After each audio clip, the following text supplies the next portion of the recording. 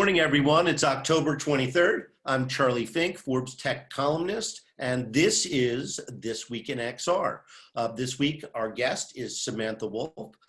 She's an adjunct professor at NYU, and she teaches the business of XR, which is very similar to the class, one of the classes that I teach at Chapman University. So we'll get to that in a minute. My partner in crime, Ted Schilowitz, Futurist at Paramount Pictures, is not going to be with us this week, but Sam and I are going to break down some of the top stories in tech and share a few of our thoughts about our remote teaching and most of all, one of my favorite topics, theater in VR. But let us start with you, Sam. How is teaching going at NYU, and how do you think remote is comparing to in-person? Well, I mean, that's the thing, is that I have the only sort of in-person teaching I have done has been more at conferences within AR and VR. So this has been when everybody's like, oh gosh, Zoom teaching of, 52 students. How is that? I'm like, I didn't know any differently. So I think it's been great, great to do. I look at somebody like you who knows so much about the industry, and I'm like, how can I learn more about the industry and be able to help other people learn more? And then I came up with this curriculum of which we use, your books as part of it for sure. And I've been learning, about the industry. Almost, it's sort of like, okay, if I were like Charlie Fink, but I was a little bit different, like what would I want to know? And I pretty much did that. So I was like inspired by, but recreating. I think of myself as a perpetual graduate student. Me too. I love to learn, and I'm excited by new things. One thing I found this semester, really to the credit of most of the students, is that they're really leaning in. I think last semester was so disrupted and people were so unbalanced that it was hard for people to stay focused for, the second half of the semester, which was suddenly remote and not by choice. But now people knew what to expect. They knew they were signing up for potentially the whole semester or longer being online. And so I think that a lot of people had really boring summers, they wanted to get back to work. And I think most of them are still, to their credit, still leaning in. So that certainly makes me feel a lot of responsibility to deliver, content and as much of a relationship as you can build with people remotely. You miss all of that, hanging around before and after class and, seeing people's body language, and you really know in person when people are paying attention. Although, you get better at reading the room in Zoom. But, I said right before we started, this is a little ridiculous because when you're talking, you're generally never looking at yourself. You're looking at the other person to see how they. No, it's been really interesting for me. I mean, I ended up setting up like very broad open office hours at the beginning, and I'm going to do it again, mainly because some of my students, they're zooming in from China. They're taking their classes overnight, and so that was the one thing they said, like, make sure that that you see them and understand them. And I was like, well, this is like my consulting business. Like everything is about who's your target and what do they need and how can you help them understand. And it's similar to, thinking about a VR company and who they're targeting. Instead, it's like my product, is the teaching, and how are they going to understand this industry? How are they going to get inspired? And so it actually works well. And because I'm going, like, for the second half of the class, which literally starts on Monday, for the second half, I'm going through most of the industries. And then so I'll come out and I will be able to have a intellectual conversation with you, Charlie, about all the industries. Now I can do sort of a few, but give me till December and then I'll know them all. Let's get to the top story of the week, which is Quibi shutting down. Are you surprised? I think that when I was starting to read more about this, it's, it was going against Disney Plus, and if you go against Disney, you're probably going to lose. Well, I don't know. Katzenberg went up against Disney with Dreamscape and True. came out of that having built a very, very substantial production company, which he sold for, I don't know how many billions of dollars to Universal, NBC Universal, which they consolidated with the group at Illumination, which was doing the the movies with the Minions. Yeah, I mean, I think that makes sense. The guy's fact that they have $1 billion, though, I mean, he and Meg Whitman raised $1.75 million from venture capital at like Goldman Sachs. They got Alibaba in on the act, most of the movie studios, just based on their reputation alone.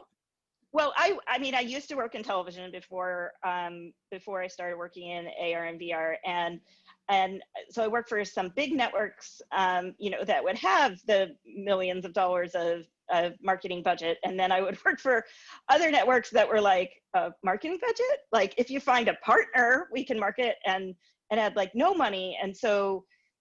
And still managed to be able to get a certain amount of audience with hardly any money and reruns of old TV shows, and so it's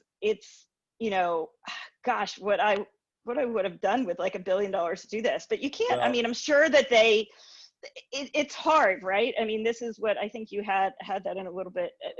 If you have TikTok going on, you have Netflix. You have I'm just going to say The Mandalorian as opposed to like anything else on Disney, although there is so much more.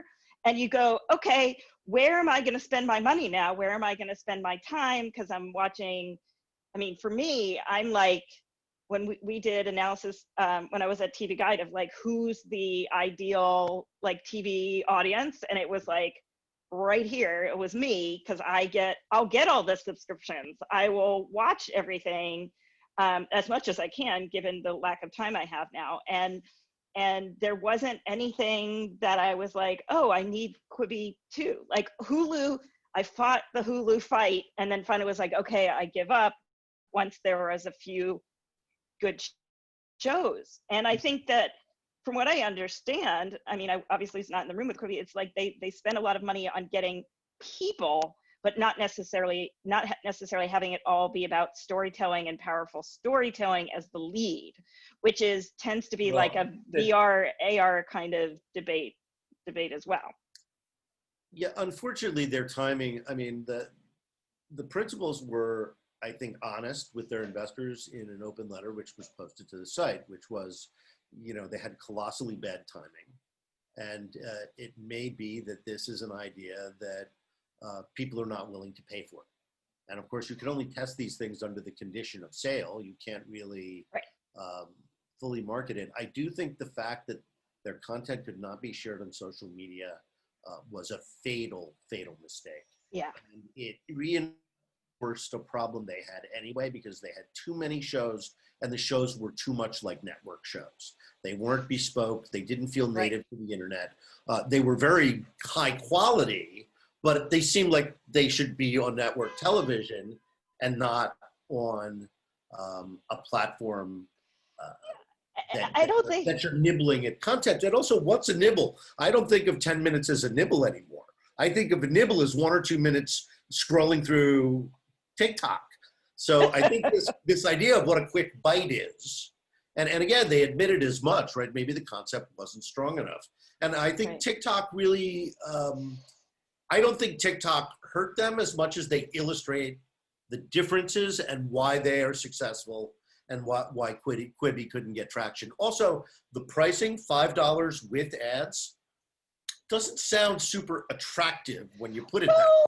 But if you put it, I mean, this is where it's like, where on the spectrum are you going to be in terms of content and costs, right? I mean, if you're going, well, we're not as expensive as Disney Plus, but we're more expensive than other things, and we're going to have you're going to have, celebrity content. Like it's sort of, it's one of those things where it like makes sense on a PowerPoint or like a Google slide, but it might not necessarily make sense from a consumer.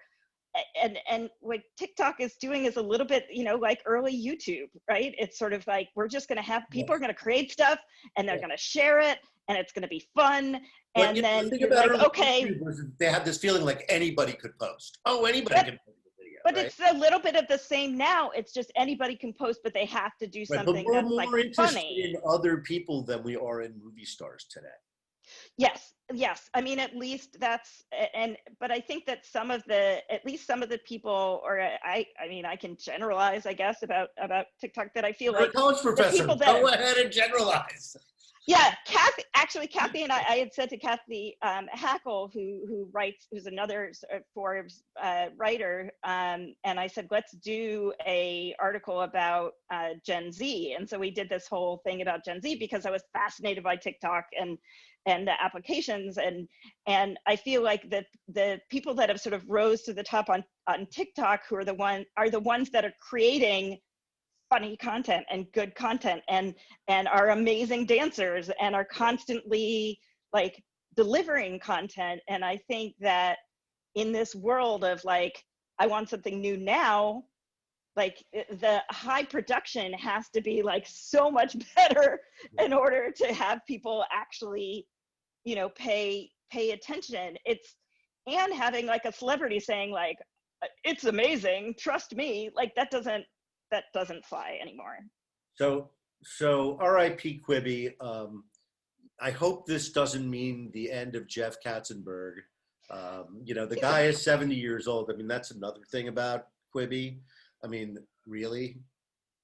I mean, this is a young person's business, just like the movie business is a young person's business. So I don't know that people my age are, I think people my age can be executives, and we can be mentors, and we can be leaders. But I think in terms of, let me put it this way, when I was at Disney, I had young kids, and it really, really helped me understand the customer, who is not the young child, but is in fact the parents.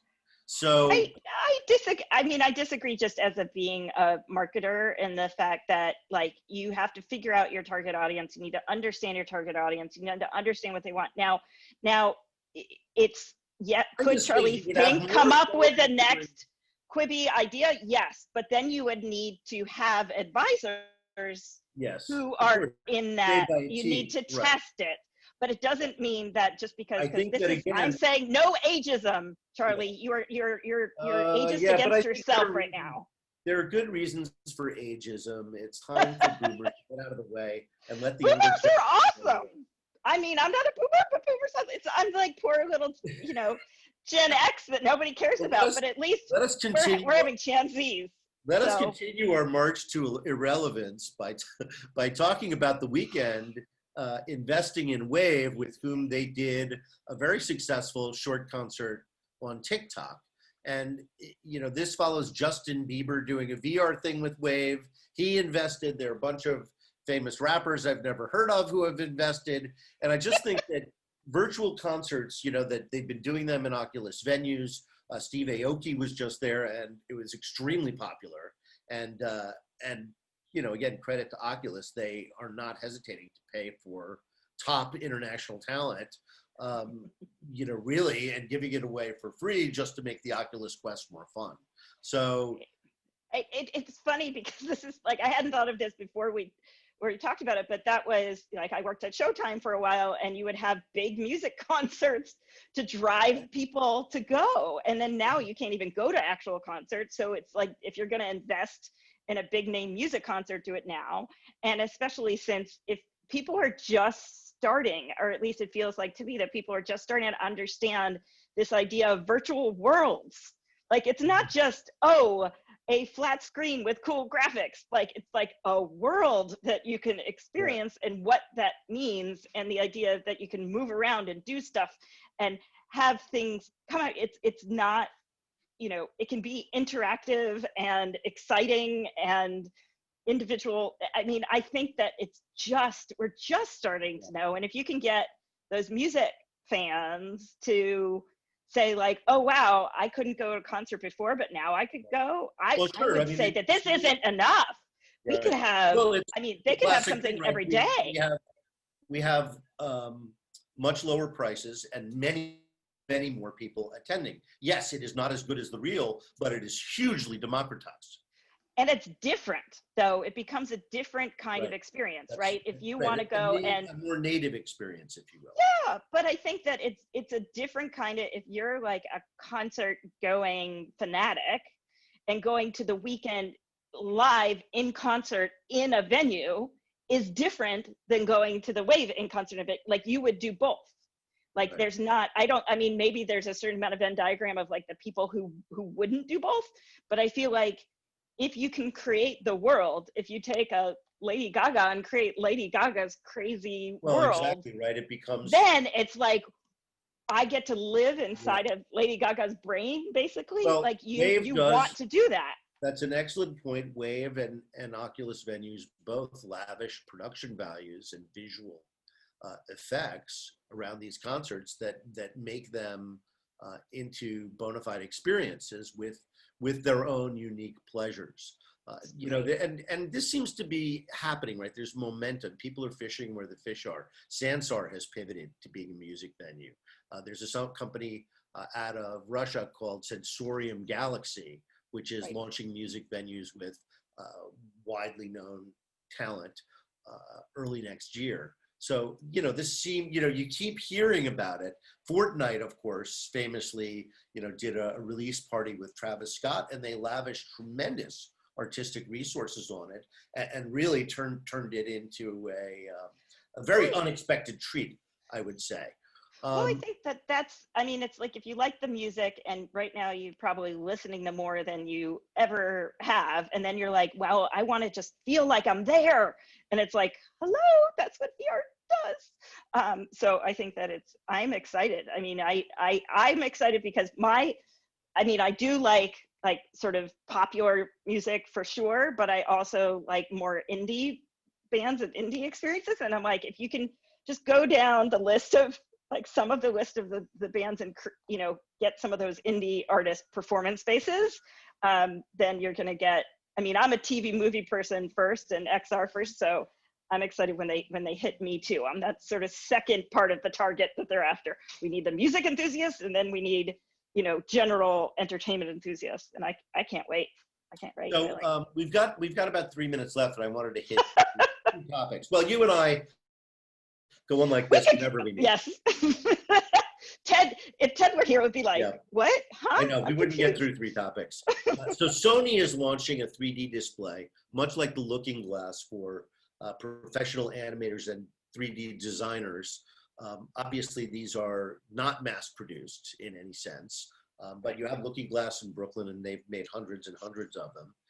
And they're expensive, right? They sell for $5,000. So it's a professional tool, but it's another example of 3D without glasses, which is really happening, right? You've got Leia, launching 3D displays off of dashboards.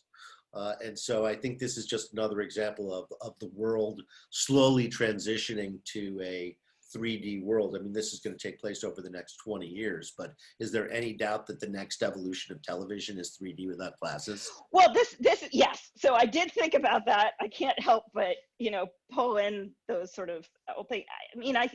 One of the first classes or one of the first things I do when I end up talking to somebody who's never worked in the industry before or doesn't know it is like this idea of thinking in a multi-dimensional way, right? And I feel like it's sort of being able to see even the demo of the screen and it moves and it follows your eye. Like, I feel like people are like, wait a second, it doesn't have to be flat. Like it's the same thing if like somebody tries VR for the first time and they, wait, I can look up and look down and I can move around. Like, it's like, oh, it's like that. I say the thing of like where it shifts, like where everything sort of starts to shift. So if you get a designer who's like, you mean I can look at my like 3-dimensional designs and actually see how it moves? It changes the way the potential for things in a, luckily sort of a non-threatening way, right? It's a like easy to understand, easy to apply to what you're already doing, and then you can realize the potential for these technologies, and hopefully even seeing more and more of these that people understand the importance of 3D assets and get their companies to invest in 3D assets, and then that sets it up for the for the glasses eventually. So we only have a minute left, but I did want to touch on one other topic, which is theater and VR. Yes. You and I were talking when we got started, before we started running the tape, about a friend who had built a theater in Mozilla Hubs. and was hoping to have people use it for, you know, a talk show like this, or podcasts, or even full-blown theatrical performances, which the Underpresents is doing on the Oculus Quest. They just folded a one-person show loosely based on Shakespeare's The Tempest. It's an hour-long experience, and the performer is your guide. Think of it as the most fun theater class you ever had in high school. Right? And so everybody is anonymous and wearing a mask, but we are asked to pantomime and asked to participate and to help light things with flashlights and do very, very theatrical and things that are amazing in VR, right? That stage magic is extra, you know, is exaggerated in VR because you have an infinite number of magical props. You know, you can instantly, you know, be on, you know, one of the biggest sets in the world. You can be intimate with the audience. I thought it was a great experience. They charged $15, which is cheap. And here is my main point, right? Live theater, particularly in a place like New York, professional live theater is a terrible business. And it is a terrible business. Oh, Charlie. And it is terrible for the performers, it's terrible for the audience, and it is terrible for the producers, and it has to change. Charlie, this is the one thing is that I also go, like, I have yet to hear you go, you know what? That is an amazing business. Like, everything is there.